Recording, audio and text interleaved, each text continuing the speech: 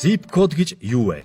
Монгол улсын нутаг дэвсгэрийн бүсчилгийн хуваарийн дагуу засаг захиргааны нэгжийн болон хот суурин хэсгийн байршлын тухай мэдээллийг давхардуулан оноохгүйгээр 5 оронтой тоо болох zip кодоор илэрхийлдэг. Монгол улсын хэмжээнд 2484 zip код байгаагаас 21 аймагт 1957 код, Улаанбаатар хотын 9 дүүрэгт 527 код оноогод байна.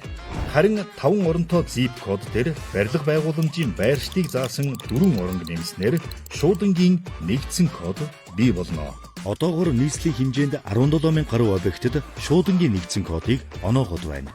Zip код болон шуудангийн нэгдсэн кодыг юунд ашигладаг вэ?